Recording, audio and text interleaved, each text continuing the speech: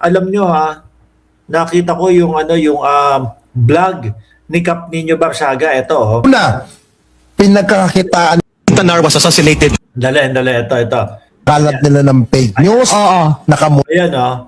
Nakita ko itong vlog ni Mima Alicia, ni Boss Mike Cervera, at kasama si Kap Nino Barsaga. Naku po, mga kababayan, ang bigat ng pinag-uusapan dito. Ano ho? Ang bigat ng pinag-uusapan dito, mga Boss Chipamo Sir. Kaya po, sandali lang, papaalam ako doon sa mga kaibigan natin na may-ari nitong video. Boss Mike, Mima, no? At Kap Nino, pahiram ng inyong video, no? O, pakinggan ho natin yung pinag-uusapan nila. Pinag-uusapan dito yung kalakaran ng mga DDS. Una, pinagkakakitaan nila yung pagpapakalat nila ng fake news. Oo. Nakamonetize. Naku po. Pangalawa, nanghihingi sila ng pangkape daw kuno. Gcash. Oy, oo. Ano? Yung alam naman ho natin talaga yung mga kalakaran, mga bossing, yung mga yan, di ba?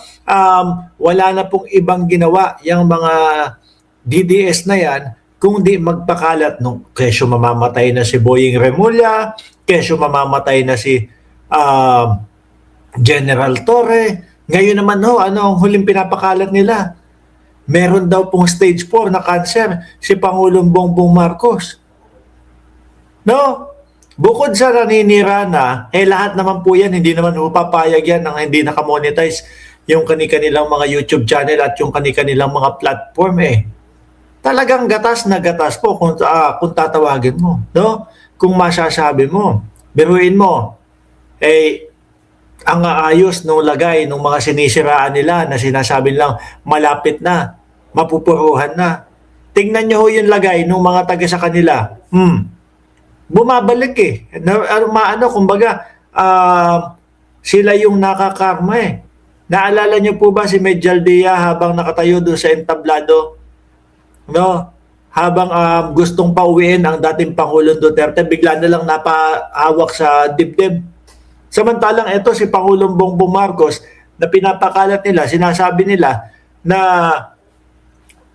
stage 4 cancer na. Wala akong ganun nakikita stage 4 cancer. Sa lahat ho ng nakikita ko na malubha yung karamdaman, lalo na yung ganyan, stage 4 cancer, bedridden na ho yan, nakahiga na lang ho yan sa kama, mga kababayan. Yun yung mga nakikita ko ho, ha? O, di po ba? Pero ang nangyayari po sa kanila, nakakarma. Di ba, Ma'am Trexibilla? Imbis na po itong mga pinapanalangin nila, ang mga mategi, hindi po. Doon sa kanila ang nayayari. Doon sa kanila yung nasisibak ho. Di po ba? Oh, at bukod pa dyan, Kap Nino Barsaga, tuloy mo. Di, maliban pa yun. Kulay pa kulay. Pangatlo yung sinasabi mong Gcash. Lahat ng kabudulan nandiyan dyan sa mga DDS. Naalala nyo po, mga bossing, meron ding ikinuwento si Kap Nino Barsaga. Isang DDS, no? Sabi niya, meron daw isang may kapansanan o nangangailangan ng wheelchair doon sa kamag-anak ng DDS na yun. Lahat daw hiningan ng tawag doon? Hiningan ng wheelchair. O, biruin mo ba naman yun? Lahat hihingan mo. Ano gagawin mo doon sa iba? Ilan ang pilay ba? Di po ba? Tsaka yung mga pa-Gcash na yan. Naku, baka kami nakabukas pa yung Gcash. Kasi kahapon, nung isang araw, nung nag-vlog tayo, nag-live tayo, may nagpalipad po. Di ba? Sabi ko kay Jordan G. Jordan G, paki-turn off yung natin, yung mga palipad natin. Kasi kesa magpalipad kayo, mga kababayan, sa amin, mas okay yung isend nyo na lang po doon sa mga inaanak ninyo, doon sa mga anak ninyo, sa mga apo ninyo. Kami okay na po kami, no? At wala kaming alam niyo yung tipong ilalapag yung Gcash dito. 'Di ba? Yung nakasulat diyan sa ilalim mo, ito ang Gcash number ko. Walang ganoon, mga bossing. YouTube lang, sapat na ho, mga kababayan. Sobra-sobra pa. 'Di ba? O, ulitin natin ha. Ano daw ang sabi ni Kap Nino Barsaga diyan sa kalakaran ng mga DDS? Una, pinagkakakitaan nila yung pagpapakalat nila ng fake news, Oo. nakamonetize, Alam natin yan, nakamonetize, no? At puro kasinungalingan. No? Kapag ka naman ho, mga nakasuhan, mga iyakin naman. Nagngangal-ngala naman po, mga kababayan.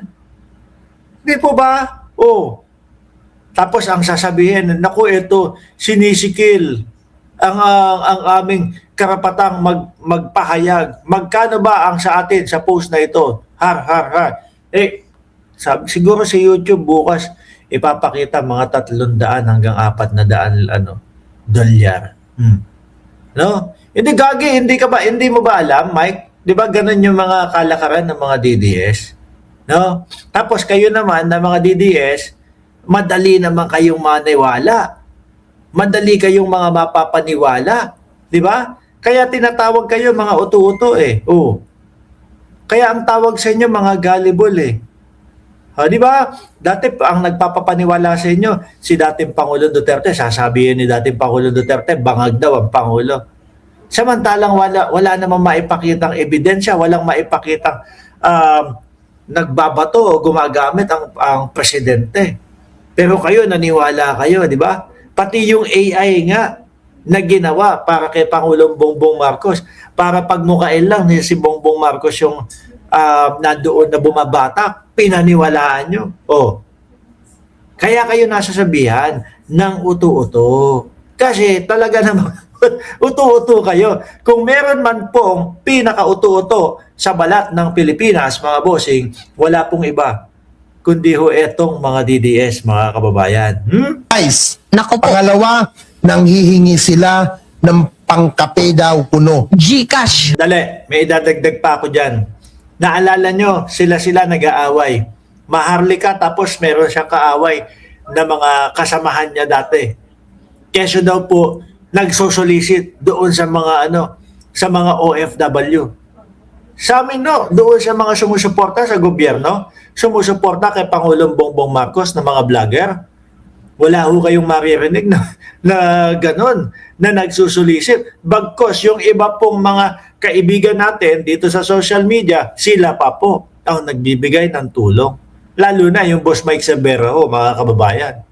Siya pa yung nagpapamudmud ng pera. Doon sa kabila, hindi. Ikaw ang huhut-hutan. Ikaw ang hihingan.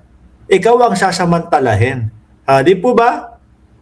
Ganun po ang pagkakaiba nung mga DDS na mga vlogger at yung mga vlogger po na sumusuporta o nakasuporta dito kay Pangulong Bongbong Marcos, mga bossing. Yun yung kaibahan ho. Ngayon, mga kababayan,